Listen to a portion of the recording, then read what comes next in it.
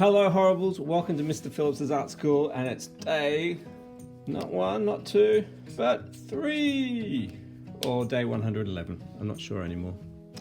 Alright, today we are going to be looking at faces. Yesterday we did bodies, let's do faces. Here we go.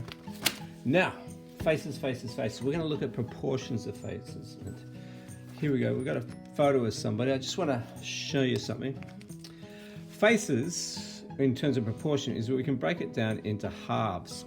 So if this is the person's face here, sorry about this, and there's a line going there, halfway across is going to be where her eyes are. So the top of her head is the top of her face, I guess, and there's the hairline there. So just ignore the hairline for the moment, but halfway down is going to be the eyes. And halfway between there and there is going to be the nose, and halfway between there and there is her mouth. So that's a pretty easy way to remember proportions when drawing faces. So let's grab something out of the random tin. I feel like a pencil. So a sharp pencil, yeah, there we go. Actually no, yes, grab a pencil. And let's start with a sort of egg shape. An egg shape that's a bit more pointed at the end. That's where our chin's going to be. You see that? And then what we're going to do is we're going to do a light line down the middle, really light, and a light line halfway, like a cross. That's if someone's looking at us straight on. Now remember, if I go too fast, just pause and you can catch up, and then press play when you catch up. So this is our eye line. Now our eyes, amazingly, are one eye width apart. So the distance from there to there, from there to there, is the same as from there to there. So if you're not sure where to put your eyes, in the halfway line or around the halfway line, just imagine there's a middle eye, perhaps there and there, and then draw your eye in. Now I like to do almond shapes for eyes, so it's a line like that, and then a line under like that. So it's like that. And then the irises, we're going to do brackets, just like in maths, how you do brackets, some people. Like that. And then we're going to do a pupil, we're going to do a very, very fat C like that. So I'm going to put it in here. There we go. Excellent. You may want to give them some eyebrows. Just a couple of lines like that. Cool. All right, the nose. Now, remember, that middle line, halfway between that middle line and the bottom of the chin, we're going to put another little line.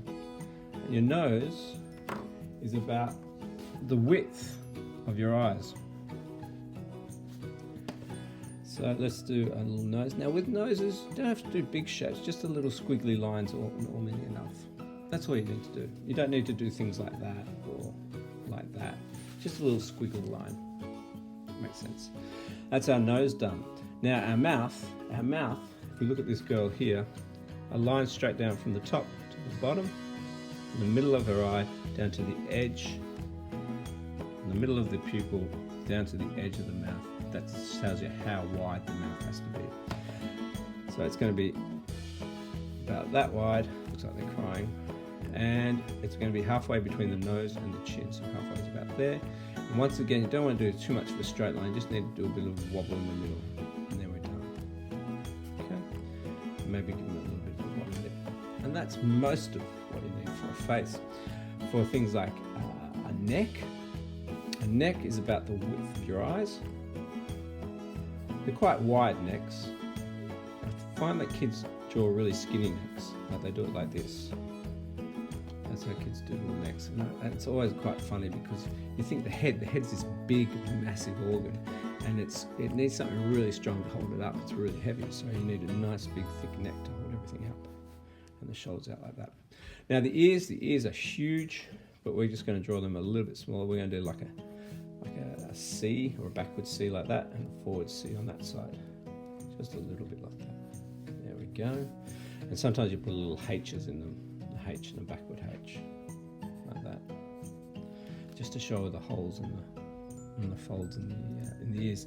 And for the hair, well, if we look at her hair starts about halfway between her eyebrows and the top of her head. So we may do the same thing here, halfway between there, and a little bit of a peak coming down the side, goes across like that, And she's got her hair in a nice bun at the top, so we're going to give her a bun at the top as well. And then you can colour it in with lines, lots of lines coming from the middle. And there you go. That is a proportional face. I'll do it one more time really quick. Egg, line down the middle, line across the middle. We're going to do eyes. The eyes are going to be one eye width apart. We're going to do almond shape, bracket, bracket, bracket, bracket, fat C. And then halfway through the eyes, nose, just a little squiggle, that's an eye width apart. A mouth coming down from the middle, about as long as the pupils are apart. A little squiggly line in the middle, put some lips in if you want. And then a neck, which is the width of the eyes. And some ears, probably might go from the eyes down to the mouth. Backward C, forward C. The hairline, about halfway into the eyebrows, halfway between the eyebrows and the top, just about there. And coming like that, just a spiky hair. There we go. You can have a play with it and change up the hair as much as you want.